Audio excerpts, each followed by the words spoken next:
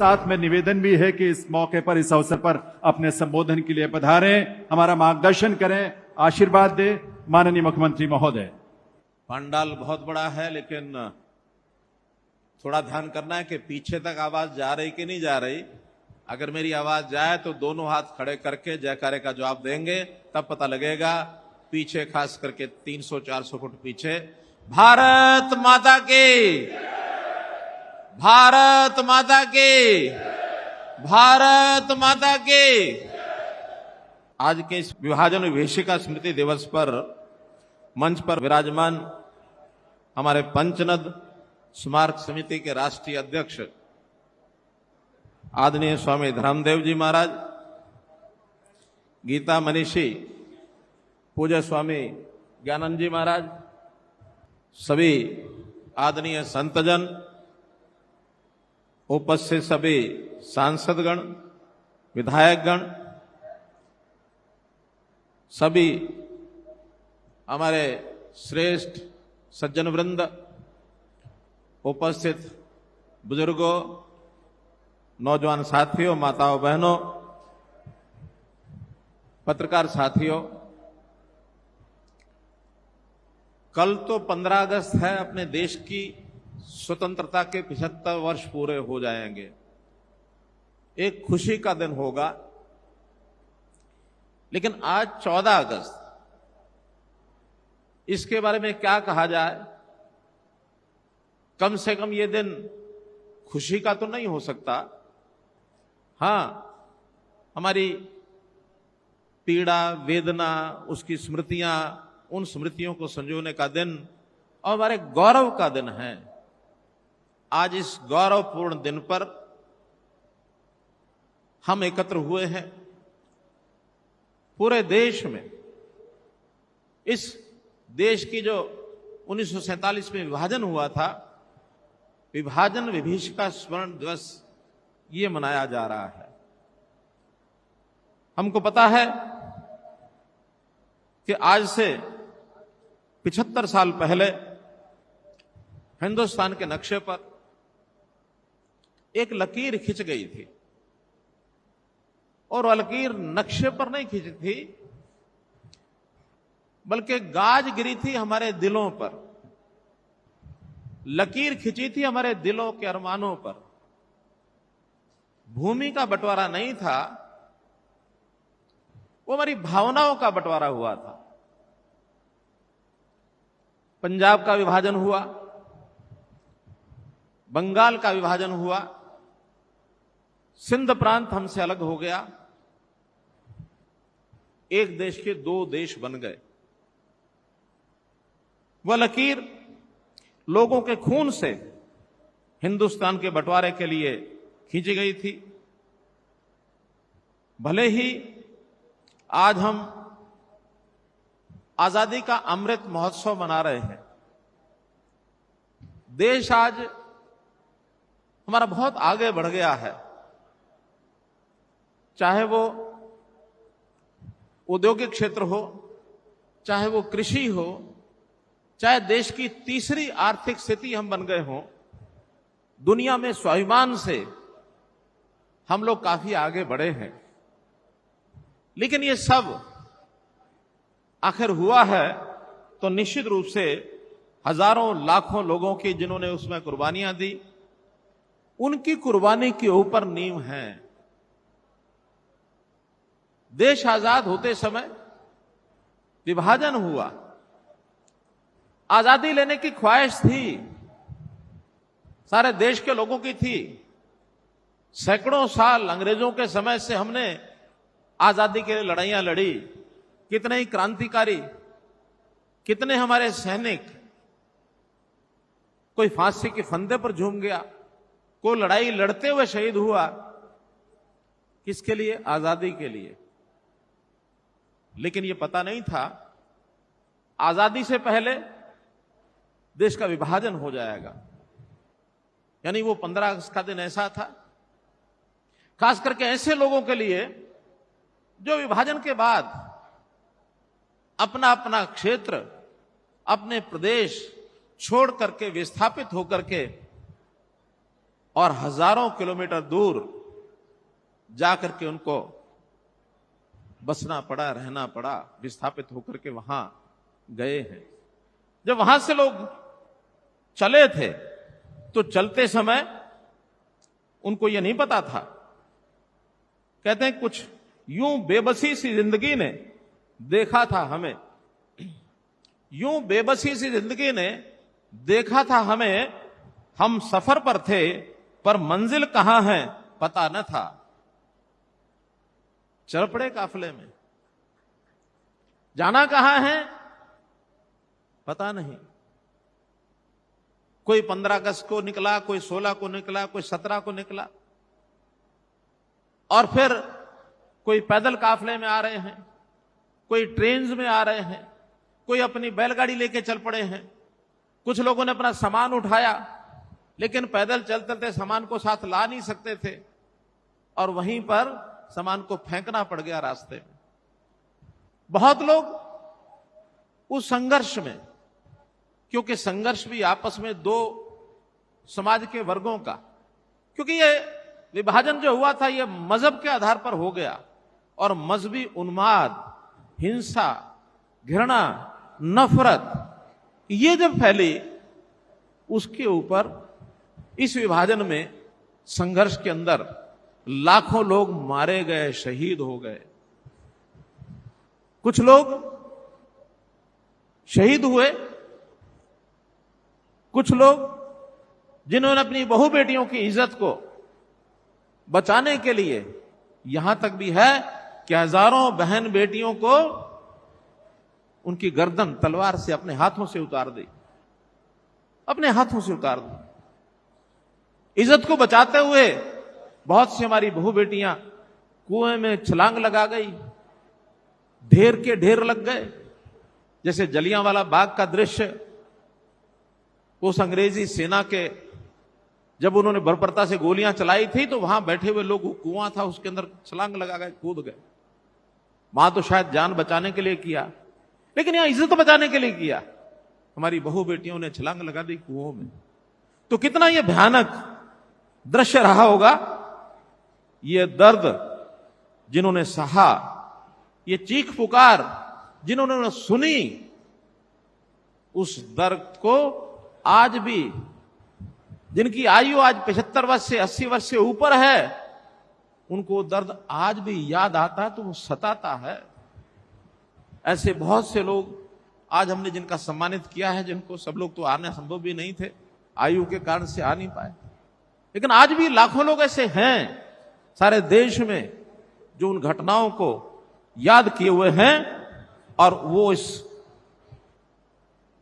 रोंगटे खड़े होने वाली घटनाओं को भूल नहीं पा रहे। एक बीच में समय ऐसा था, ऐसा कह सकते हैं कि सन 75 से पहले पहले देश की आजादी को 25 ही साल हुए थे, घटनाएं तरोताजा थी। नानी दादी भी उस समय हमारे ऐसे यानी एक लेवल आयु की थी कि वो भी बहुत बड़ी संख्या में अपने बच्चों को कहानियां सुनाती थी। आज तो उनकी संख्या भी कम हो गई है, और आज शायद समय के हिसाब से हमारे उस नौजवान बच्चे भी उन कथा कहानियों को सुनना भी नहीं चाहते हैं। लेकिन वो एक समय था, मुझे याद है जब मैं स्कूल में पढ़ता था, कॉलेज में पढ़ता था, तो हमारी दादी हमको सारी कहानियां सुनाती थी कि बेटा किस प्रकार से हम लोग वहां चले, कैसे मेरे पिताजी और मेरे ताया जी दोनों की उस समय शादी नहीं हुई थी, बहुत नौजवान अवस्था में थे, पूरा परिवार आ गया, पीछे पीछे वो अकेले रह गए। तो वो क्योंकि वो सब मार काट मची हुई थी, उनको भी भेष बदल करके आना पड़ा। जैसे अभी हमारे एक मित्र ने जो वीडियो आपने देखा है, कितनी कहानियां हमने देखी हैं, सबकी पीड़ाएं आज बोल रही हैं, सिर उठता शरीर।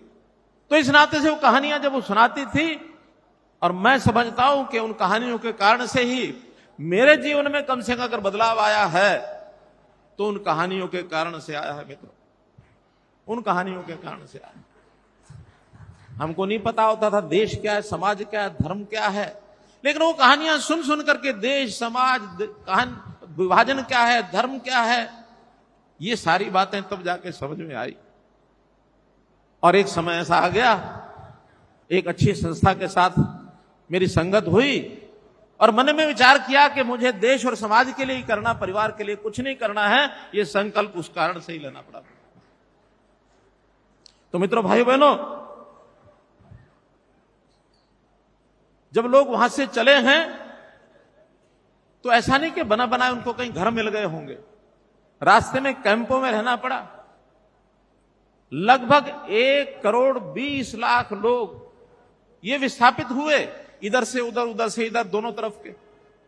उसमें यहां से पाकिस्तान जाने वाले लोग भी थे, यहां से पूर्वी बंगाल जाने वाले लोग भी थे, सिंध जाने वाले लोग भी थे, और सिंध से, पश्चिमी पंजाब से, पूर्वी बंगाल से आने वाले लोग इधर भारत में आए, वो लोग भी थे। कितने लोग शहीद हुए, संख्या कोई ठीक से हिसाब किताब नहीं है। जो थोड़ा सा कंजर्वेटिव है वो 2-3 लाख बताते हैं। जिनका अनुमान, क्योंकि जिन्होंने उस समय सारा ये विभत्स दृश्य देखा, वो 10 लाख, 12 लाख, 15 लाख भी बताते हैं।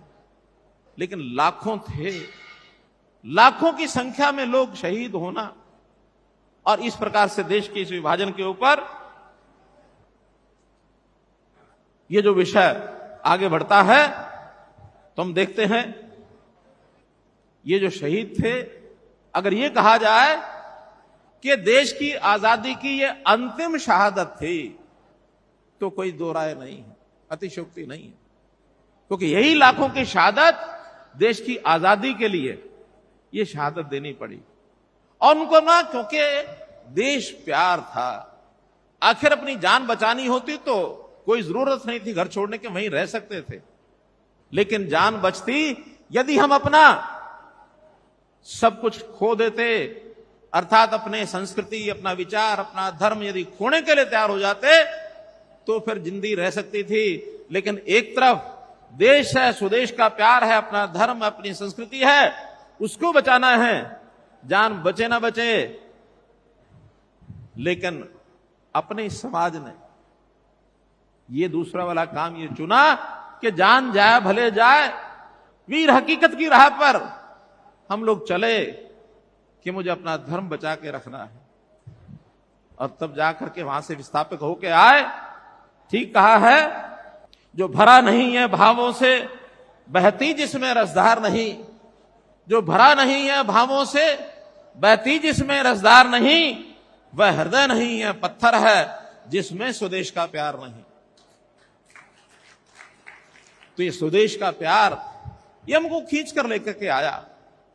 यानी एक प्रकार से बिल्कुल रोटियों के लाले पड़े हुए थे, तन पर कपड़ा नहीं था बल्कि चीथड़े थे, फटे हुए कपड़े, सिर पर छत नहीं थी।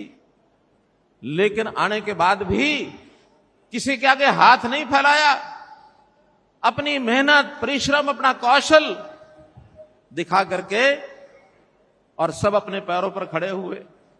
केवल पैरों पर खड़े नहीं हुए बल्कि पुरुषार्थ करके आज देश की आर्थिक स्थिति में, देश की तरक्की में, उन्नति में ये समाज, ये पुरुषार्थी समाज, कितने ही इन्होंने अपने, यानी एक प्रकार से मील के पत्थर बने ये, और कितने ही रिकॉर्ड बनाए हैं, कितने ही रिकॉर्ड बनाए हैं इस समाज को, पुरुषार्थी समाज का। ठीक पूर्व वक्ताओं ने जो कहा है, ये पुरुषार्थ करने वाला समाज।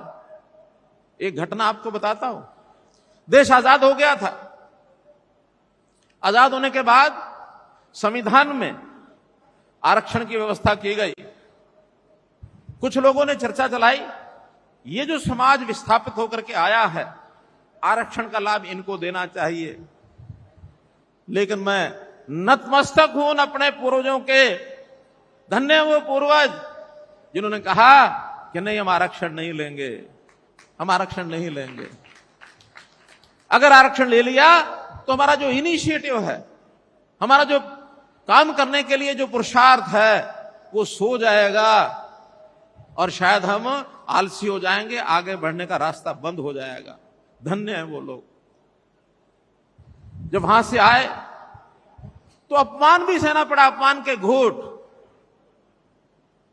छोटे थे तब कुछ लोग दूर से पुकारा करते थे, ओ शरणार्थी के, ओ शरणार्थी के। यानी शरणागत जो आता है उसको शरणार्थी कहते हैं। लेकिन मैं आज इस मंच से घोषणा करता हूं, ये समाज शरणार्थी नहीं था, न था न है। ये समाज विस्थापित जरूर है, किसी आगे आगे हाथ नहीं फैला। अपनी मेहनत, हमारे दादाजी की एक घटना उस समय बताता हूं। मैं छोटा था तो उन्होंने एक दुकान बनाई थी और उस दुकान में हर तरह का सामान, किराने का, सब्जी का, कपड़े का, पहले गांव में ऐसी दुकानें होती थी, सब कुछ रख लेते थे। तो मैं छोटा ही था, एक दिन अंदर दुकान में गया तो रास्ते में प्याज और आलू, वो थोड़ा ऐसा लगा कि जैसे बिल्कुल रास्ते में है, उसको जरा साइड में करना चाहिए। मैंने पैर से वो आलू और प्याज जरा साइड में कर दिए। मेरे दादाजी ने उठ के एक थप्पड़ मारा मुझे। मैंने क्यों, क्या हो गया?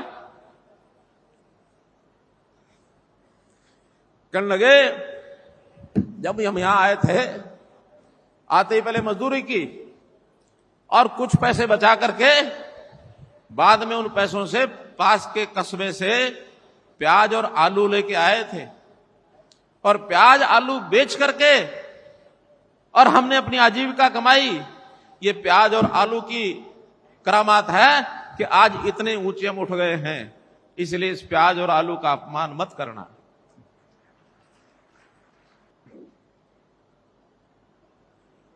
भाइयों बहनों, घटनाएं बहुत हैं, सुनी सुनाई हैं, लेकिन आज वक्त इस बात का नहीं है।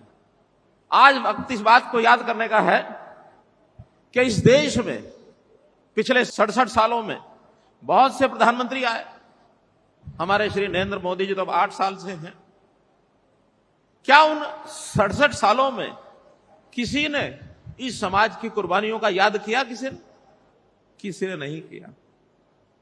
ये पीड़ा श्रीमान नरेंद्र मोदी आज के अपने प्रधानमंत्री, उनके मन में उठी कि जिनके परिवार उजड़ गए, जिन्होंने अपनों को खो दिया, अपनों को कत्ल भी किया, ऐसे समाज को याद करने के लिए हमको ये जो 14 अगस्त का दिन है, इसको विभाजन विभीषिका स्मृति दिवस मनाना चाहिए। ये पिछली बार लाल किला 15 अगस्त से 2021 में उन्होंने घोषणा की। आभारी हूं मैं उनके प्रधानमंत्री जी का। उन्होंने ये भी कहा कि 20वीं सदी की ये सबसे बड़ी त्रासदी है, यानी 100 साल की सबसे बड़ी त्रासदी 1947 की है। दुनिया की सब त्रासदियों को मिला करके इतनी बड़ी संख्या में इतना बड़ा विस्थापन, इतनी बड़ी शहादतें, ये दुनिया के किसी देश में ये नहीं हुई है। विभाजन तो और देशों के भी हुए हैं, लेकिन इस भारत पाकिस्तान के विभाजन पर ये सबसे बड़ी त्रासदी है। और जिसमें मैंने बताया कि लाखों लोग उसके अंदर जो है विस्थापित हो गए। भाइयों बहनों, उस समय जब लोग आए तो सहायता की जब बात चली, किसी ने अपना दुकान बनाई, जो किसान थे उनको अपनी खेती की जमीनें मिली तो सही, लेकिन कई साल के बाद मिली। ऐसे भी कुछ लोग थे जो किसान तो नहीं थे लेकिन मुजाहिरे थे, खेती करते थे, दूसरों की जमीनों की करते थे। उनके सामने एक बात रखी गई कि आप भी खेती कर सकते हैं क्या? और ऑफर हुई कि यहां बंजर भूमि बहुत सी पड़ी है, नदियों के किनारे पंचायतों की जमीनें, आप उसके ऊपर खेती कर सकते हैं क्या? उन किसानों की हिम्मत है, उन जमीनों को लेकर के बंजर भूमि को उपजाऊ बनाने का काम, ऊसर बनाने का काम उन्होंने किया। और आज लाखों किसान ऐसे हैं जो पश्चिमी पंजाब और पूर्वी बंगाल से आए हुए, जिन्होंने यहां की बंजर भूमि को भी उपजाऊ बनाया। लेकिन दुर्भाग्य यह है कि 75 साल के बाद भी उनको उन जमीनों के ऊपर किसी प्रकार का अधिकार अभी नहीं मिला है। एक बड़ी त्रासदी है। भाई बहनों, जरूर उनका विचार करेंगे कि जो 70-75 साल से अपनी भूमि को जोत रहा है, जिसने उसको बंजर भूमि को उपजाऊ बनाया है, उसका सारा अधिकार नहीं, कुछ अधिकार तो उनको मिलना चाहिए। इसलिए निश्चित रूप से उनकी जो व्यवस्था है इसके अंदर सुधार करने के लिए हम लोग काम करेंगे। भाइयों बहनों, कभी कभी लगता है कि आखिर ये सब क्यों किया जा रहा है, मोदी जी के मन में क्या आया होगा?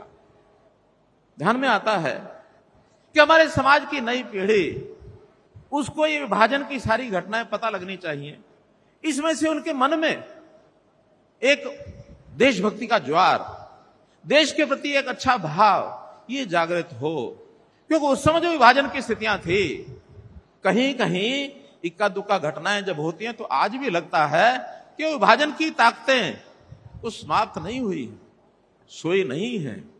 इसलिए अगर हम समाज को जागृत करेंगे तो कम से कम इस प्रकार का दोबारा से कोई क्षण कभी ना आए कि देश किसी और विभाजन की तरफ आगे बढ़े। ये देश आज जो है इसको सुरक्षित रखना ये हमारा सबका काम है। तो इसलिए देशभक्ति का भाव उनके मन में आए, यही इसके पीछे एक विषय हो सकता है जिसका कारण से देश के प्रधानमंत्री जी ने नई पीढ़ी को एकता और देशभक्ति के लिए प्रेरित किया है। राष्ट्रभक्ति का भाव उनमें जागृत होगा तो निश्चित रूप से अपनी भूमिका हम ठीक से निभा पाएंगे। और एक दूसरी बात, कोई भी समाज अपनी संस्कृति को, अपने इतिहास को, अपने संस्कारों को, अपनी बोली को, अपने रहन सहन को जरूर याद करे, याद रखे, इसमें भूलना नहीं चाहिए। अगर हमारे अपने इतिहास, हमारी संस्कृति, हमारी बोली, हमारी भाषा, हमारा खान पान, उसके प्रति हमें गौरव महसूस होना चाहिए। मुझे भी वो पूछ रहे थे अपने साथी जो इंटरव्यू ले रहे थे कि आपने कभी मां बोली है? आपने कभी दादी नानी के मुंह से जो शब्द सुने थे उनको कभी दोहराया है? बड़ा मुझे थोड़ा सा कठिनाई तो हुई कि बहुत साल पहले की बातें हो गई हैं, लेकिन घरों में तो पहले भी बोली जाती थी, आज भी घरों में बोली जाती हैं। लेकिन चूंकि सामाजिक जीवन में आने के बाद बहुत वर्षों तक घर से वो संबंध नहीं रहा, थोड़ी कठिनाई हुई। आप लोगों के लिए समस्या नहीं है। हम लोग परिवार में बोली जाने वाली बोली, रहन सहन, खान पान, संस्कार, संस्कृति, इतिहास सब याद रखना चाहिए। जो भी कोई समाज अपनी संस्कृति को, बोली को, इतिहास को भूल जाता है वो आगे नहीं बढ़ सकता है। आगे बढ़ना है तो निश्चित रूप से आपको भी इन सारी बातों पर याद रखना चाहिए। जब मुझे उसने पूछा तो मैं बड़े दिमाग पर जोर डाल करके और मैंने कुछ शब्द उस समय के ध्यान किए कि दादी हमारी क्या कहती थी। दादी कहा करती थी, दादी को हम अम्मा कहते थे। अम्मा जो थी बहुत ही अच्छी बातें हमको बताया करती थी। कहती थी कि जा पुत छोटे कोठे में जा पुत छोटे कोठे में जा, छोटे कमरे में चला जा। सफील ते 26 ਪਈਏ, 26 ਵਿੱਚ ਰੋਟੀਆਂ ਹਨ। ਲੋਹਾਂਡਾ ਤੇ ਸਗਲੀ ਉਹਦੇ ਵਿੱਚ ਬਾਟੀ ਹੈ, ਉਹਦੇ ਸਲੂਣਾ ਹੈ। ਸਲੂਣਾ ਰੋਟੀ ਨਾਲ ਲਾ ਕੇ ਖਾ ਲੈ। ਜੇ ਸਲੂਣਾ ਨਾ ਲੱਭੇ ਤੇ ਨਾਲ ਕੌਲੀ ਦੇ ਵਿੱਚ ਮੱਖਣ ਦਾ ਪੇੜਾ ਪਿਆ, ਮੱਖਣ ਦੇ ਉਥੋਂ ਮੱਖਣ ਲੈ ਕੇ ਤੇ ਉਹ 26 ਵਿੱਚ ਬੇਹੀ ਰੋਟੀ ਵੀ ਹੈ, ਬੇਹੀ ਰੋਟੀ ਦੇ ਉੱਤੇ ਮੱਖਣ ਲਾ ਕੇ ਚੱਕੇ ਚੱਕੇ ਖਾ ਲਾ, बड़ा स्वाद आएगा। 50 साल के बाद मैं बोल रहा हूं ये, लेकिन आज भी आनंद आता है। उस भाषा में कितना प्यार और प्रेम था दादी की बात में। तो हमें निश्चित रूप से इन सब बातों को याद रखते हुए, और मैं आज इस पावन धरा से जो लाखों लोग जो शहीद हुए हैं उन सबको श्रद्धांजलि अर्पित करता हूं। और एक बात और भी आपकी जानकारी के लिए, जब ये सब हम सबने देखा तो अपने ही समाज के कुछ ऐसे लोग आगे बढ़े जिन्होंने अपने पूर्वजों को श्रद्धांजलि देने के लिए, उनको याद बनाए रखने के लिए एक संगठन बनाया, और वो है पंचनद स्मारक समिति। पंचनद स्मारक समिति जिसके राष्ट्रीय अध्यक्ष आदरणीय स्वामी धर्मदेव जी हैं, प्रदेश के अध्यक्ष श्री सुभाष सुधा जी हैं। सबका बाकियों का सहयोग रहता है। बहुत से उसमें ट्रस्टी भी हैं, आज बहुत ट्रस्टी यहां आए हुए भी हैं। सारे उस पंचनद स्मारक जो हमारा ट्रस्ट है उसके सब पदाधिकारी भी यहां आए हुए हैं। सबने मिलकर एक विचार किया कि एक क्यों नहीं शहीदी स्मारक बनाया जाए, लाखों लोगों की स्मृति ये याद रहनी चाहिए।